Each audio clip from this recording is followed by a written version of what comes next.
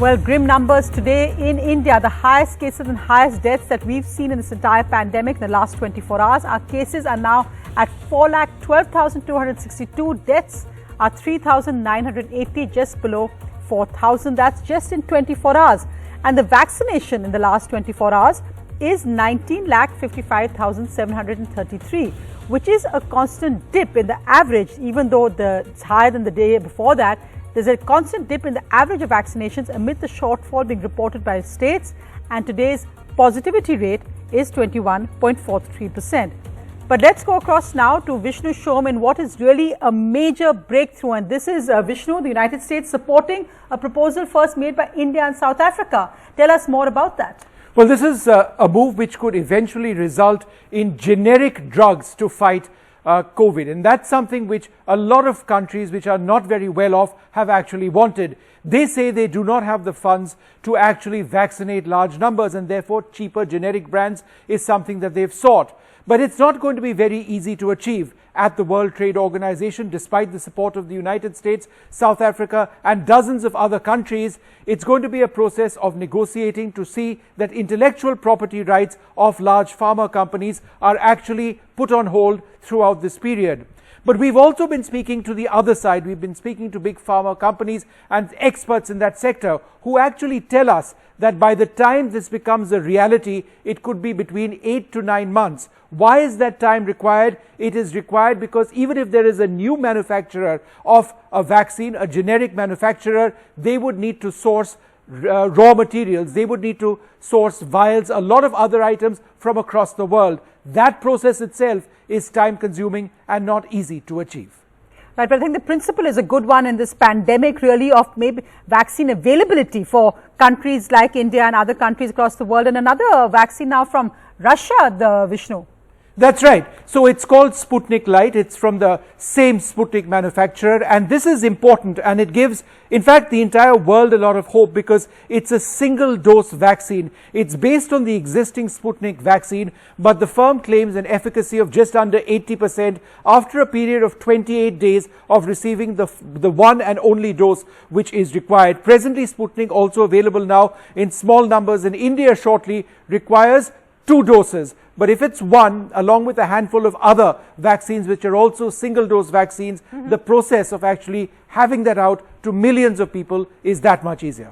Vishnu, thanks so much for those 2 very important updates. Meanwhile, the Prime Minister today reviewed the public health response to COVID and also the status of vaccination state-wise and district-wise. Key ministers were part of that meeting, including the Home Minister Amit Shah and many other senior ministers and, of course, the Health Minister.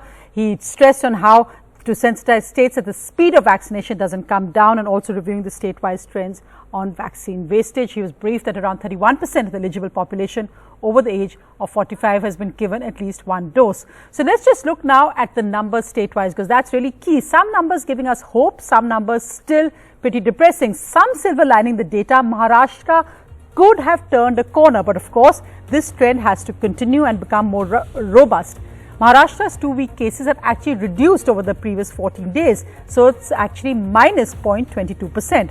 But in other states, the growth rate is higher. And look at this, because the south of India is really seeing a surge, 175% surge in Karnataka, 54% in UP, almost 200% in Kerala, 35% in Delhi, and 117% in Tamil Nadu. So you can see the southern states are seeing huge rises. In Uttar Pradesh, even though the data is showing the rise isn't that much, remember that many of the cases aren't being actually identified as corona positive cases. Delhi is at around 35%. That's an average of the last 2 weeks, but that's coming down as well. So let's go across tonight to our special reporting from the southern states. Our big focus today is Tamil Nadu and Chennai, where as cases are rising, hospitals are running out of beds. People are desperate trying to get those beds, and we are seeing now scenes we had earlier seen in Gujarat and Delhi, lines of ambulances outside government hospitals with patients who need beds.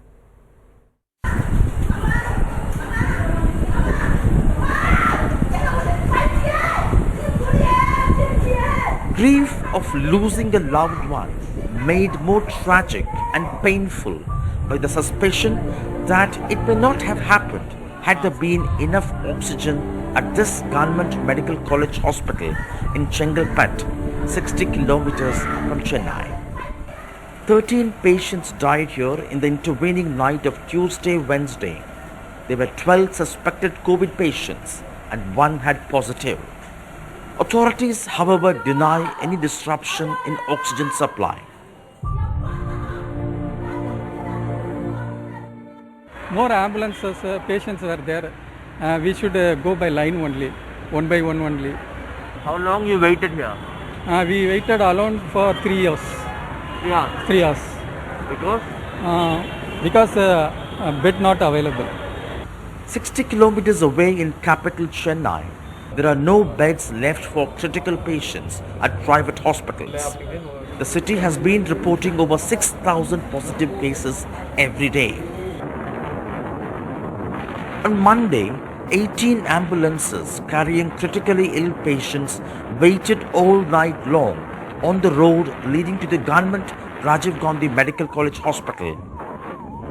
Without not just a bed, but much needed medical care.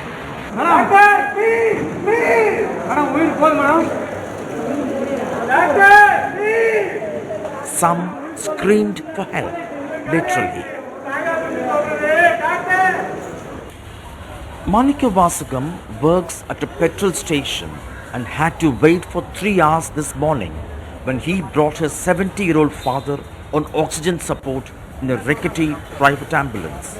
Around 7,000 odd beds would be added by 7th. So that will help ease out the situation. But having said that, we all are in that borderline case where we all cannot say that we are overconfident about the bed capacities. On Monday, Manoj, a college student, had to wait for 8 hours before his father was finally admitted. About 10 hours, sir. About 10 hours to admit my father. In my age is 20, but I don't want to another person that difficult want to see, sir. But it is more pain now. Tamil Nadu's positivity case is at 15.6%. Cases are rising from a daily 3,000 a month ago to more than 23,000 every day now, and at least 10% of them would need hospital care. The massive poll campaign also contributed to the spike in numbers. When MK Stalin takes oath as Chief Minister on Friday, he will have to hit the ground running. Already he has appealed to private hospitals to provide maximum beds at concessional price. He has also asked for a war room to effectively coordinate demand and availability. In Chennai with Shah Vijay, Sam Daniel, for NDTV. And in Bengaluru, the situation as bad. 2 tragic visuals today summing up what is the larger problem in the capital of Karnataka.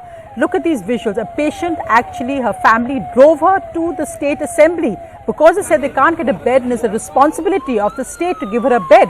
Her family members were protesting in front of the Vidhan Sauda, later joined by the Youth Congress as well. Finally, the Chief Secretary organized a bed for her. So I think that's a very powerful symbol there that a patient and her family in an ambulance takes to the Vidhan Sauda and says, arrange a bed for her, it's your job. Also, in Bengaluru, a woman and her family went to the Chief Minister's house, again pleading for a bed. Again, while the Chief Minister organized a bed, but by that time it was too late.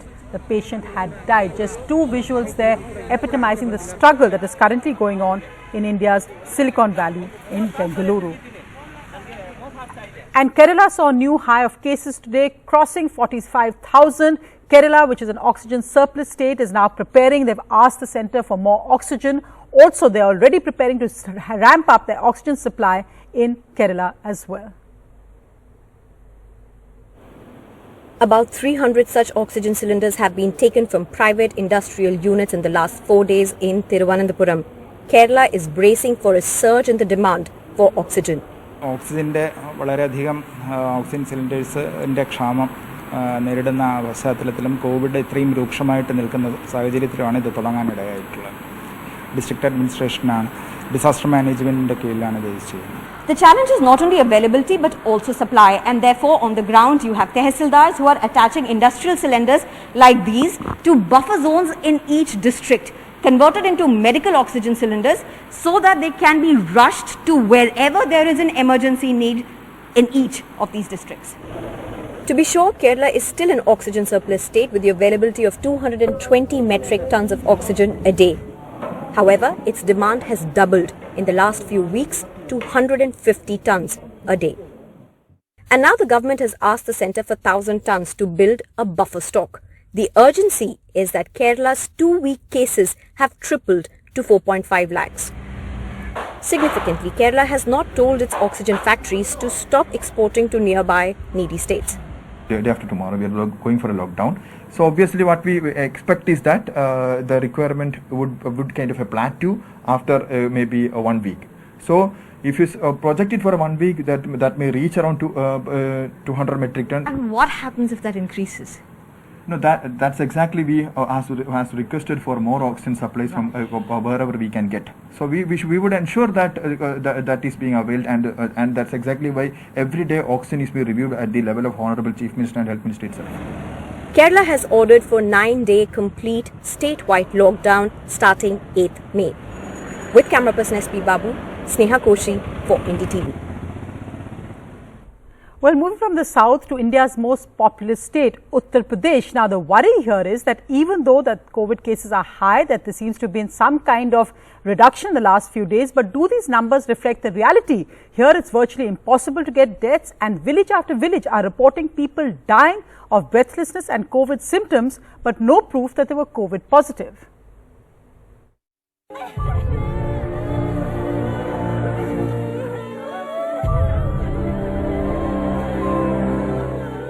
The funeral pyre of Jai Prakash at Mayorpur village in Sonbhadra district of Uttar Pradesh. Just in this village, there have been 7 deaths in the last 12 days. 70-year-old Jai Prakash had developed difficulty in breathing. He was taken to a local hospital, but there was no COVID testing facility and he could not be tested. So he was sent back home. He died the next day. सांस लेने में दिक्कत थी, फिर हम लोग यहाँ से जिला अस्पताल ले गए, बोले कि पॉजिटिव रहेगा तो उनको लेंगे और नहीं तो नहीं लेंगे, और प्राइवेट में कहीं ऑक्सीजन था नहीं, और फिर उसको उनको लेकर हम लोग घर आए, इसी दौरान उनकी मौत हो गई. At Mehuli village, 90 kilometers away from the district headquarters, there have been 7 deaths in the last 15 days. 47-year-old Aditya Kanojia had become breathless, but he was refused admission and treatment at many hospitals because he did not have a COVID positive certificate. He died at his home. वहाँ कोई doctor नहीं था, वो देखने को तैयार नहीं हुआ, कहीं कोविड चेक करने के बाद बताया कोविड नहीं है, इसके बाद वो चलाया घर. फिर शाम को हम लोग देखे कि बड़ा इत्मीनान है.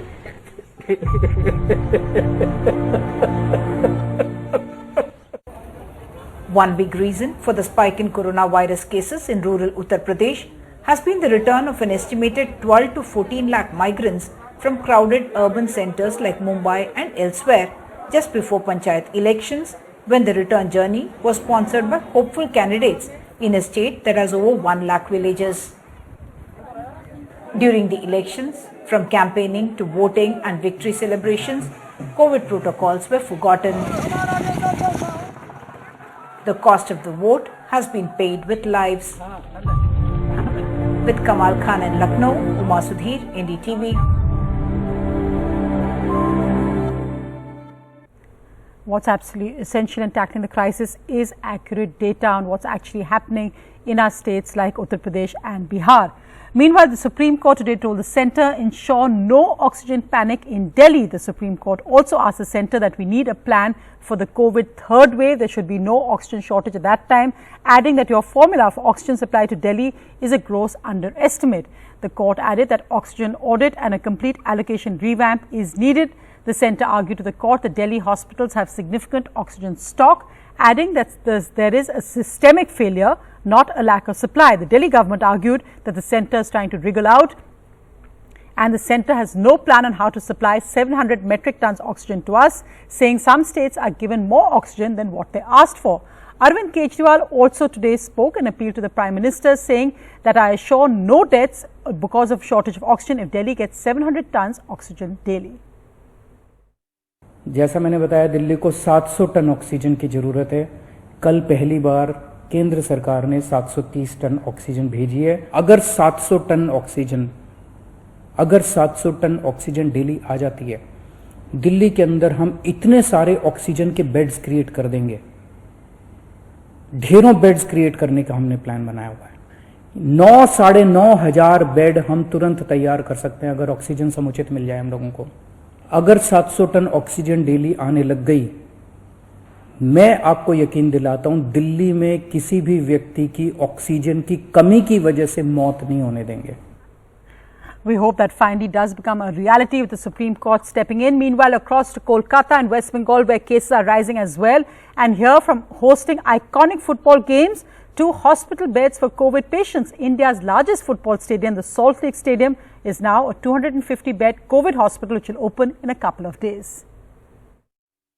India's largest football stadium, which has witnessed several historic football games, is now all set to turn into a COVID care center, a field hospital for COVID patients in Kolkata. We are at the Salt Lake Stadium, the Vivekananda Yuva Bharati Krirangan, as it's called here. And this is, of course, a stadium that is now being turned into a COVID hospital. It will be taken over by Amri Hospitals. As you can see, it's being called the Amri Hospital Satellite Center. And it will house several COVID wards like this one. Now, of course, patients who require care will be kept here. You can see oxygen, setups have been created here. All these cannulas have been set up for oxygen release. So there will be oxygen, piped oxygen supply, as you can see here, and they will be given oxygen if they require. One of the key requirements of treating COVID patients at this point is ensuring that they get oxygen in time. And if one can do that, then a lot of patients don't require further critical care. So obviously, oxygenated beds are available at these wards here at this field hospital. But let's say if someone does require critical help, then what do? Well, if a patient further deteriorates even after he gets oxygen support, then they will be brought to this respiratory care unit, where several other medical support systems are already in place. And if I can show you, the walls of course have pictures of India's sporting icons, and that is because this is still essentially a stadium which has been converted into a COVID care center. These of course are several medical setups, that are required to treat COVID patients, including monitors and other, devices that COVID patients require. Oxygen cylinders also in place here. And this hospital is likely to be functional soon. Now, Kolkata needs to ramp up its capacity of hospital beds, given the fact that experts are predicting a massive surge in cases after super spreader events during the elections. But at this point, you can see the administration, immediately after taking over, Mamata Banerjee has of course indicated that she would be ramping up hospitals' capacity to treat and tackle the COVID, crisis that the country is facing, which West Bengal expects also to be challenged by, which is why several of these units have been set up. This is one in India's largest football stadium, the Salt Lake Stadium, where these field hospitals has been set up. And it's of course being run by a private hospital, the Amri Hospital, which is actually just across the road. So it's just a satellite center, a field hospital, which is one of the key ways to ramp up hospital capacity during COVID times. In Kolkata with camera person GD Shankar, Saurabh Gupta, NDTV. And in Mumbai from tomorrow, there will be drive-in vaccination centers in every administrative zone. This has been ordered by the Mumbai BMC, the Municipal Corporation, after the success of a trial project at Dadar. So, drive-in vaccination centers in every administrative zone, at least one from tomorrow. And these will be set up in big open grounds such as Andheri Sports Club Ground, Cooperage Ground, Shivaji Stadium, Oval Maidan and various other cricket stadiums by the BMC, saying that there should be a vaccination area for staff plus arrangement for patients to wait for half an hour later, and in case anyone needs an ambulance as well. So that's a great initiative, should be done in other cities as well. A quick look at other news. Well, Sri Lanka has become the latest country to ban travellers from India. They've joined many other countries like, well, Australia. That's, of course, extremely controversial with IPL just finishing and many Australians having to go to the Maldives. European Union has also banned flights for Indians, the UAE and Saudi Arabia. The United Kingdom, India is already in the red list of countries, and the US has restricted travel from India from May 4th. So besides the Maldives, very few countries Indians can travel to at the moment. Meanwhile, but let's just look at other countries that are seeing an explosion of COVID-19 cases. Well, Nepal, our neighbor, is seeing a huge surge with COVID infections at their peak with 8,600 cases recorded. Then Netherlands is also seeing a surge. They're at 61% of their all-time peak. Thailand, again a major surge here, 85% of their peak. Canada is 90% of their peak. Colombia, Argentina, Costa Rica, all seeing very high numbers, including Uruguay, Mongolia and Sweden as well. These are a 7-day average of cases there. Meanwhile, COVID inappropriate behavior continuing. It's crazy to do this at this time. Punjab farmers are now heading to the Delhi border. They announced that protests are continuing. They'll step up the anti-farm law protests. While many may agree with their cause, the point is that this is just not acceptable at this time. But however, with wheat harvesting season almost over in Punjab, scores of farmers and farm labourers have begun their march to Delhi to protest against the new farm laws, defying the current lockdown in Punjab and the current surge in cases as well. Meanwhile, again, crowding because of religious festivals also continues. We can see today in Hyderabad's old city at Charminar, again, crowds coming out before Eid ul-Fitr in a few days. Again, completely inappropriate at a time when Telangana says their cases are down, but we can see what happens when protocols are relaxed and crowds gather again, as we are seeing there at Hyderabad's Charminar.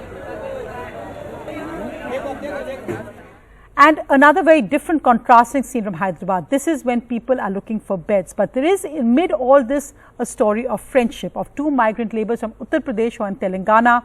One friend has brought his other to the hospital and he's waiting outside for his friend to recover. Jharkhand Ram brought his friend Harishchand Kushwaha in the early hours of Thursday to Hyderabad's Gandhi Hospital from Karimnagar, some 160 kilometers away. Both are from Uttar Pradesh and have been working together in Telangana for the last 7 years.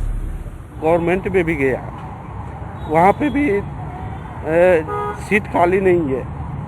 उसके बाद वहाँ private में भी किया, वहाँ पे oxygen भी नहीं है. ऑक्सीजन का कमी की वजह से अपन यहाँ लेकर आए. यहाँ हो तो गया, लेकिन हमको जाने से उनके पास रोका जा रहा है. मैं 7 साल से आपकी जान जी 7 साल से अपन फ्रेंडशिप में है. अपन उनके लिए यहाँ पे आए हैं. उनके भी बीवी बच्चे हैं, हमारे भी बीवी बच्चे हैं. हम लोग बीवी बच्चे को इतना दूर से छोड़ करके यहाँ इतना दूर आए मैं. और ये स्थिति में उनके साथ कोई नहीं है. यदि मैं साथ दे रहा हूँ तो उनके साथ उनके पास जाने से हमको रोका जा रहा है. Ma'am, At a time when families are abandoning loved ones because of fear of COVID, a friend who puts his friendship above his own life. In Hyderabad with camera person Nagaraju, Uma Sudhir, NDTV.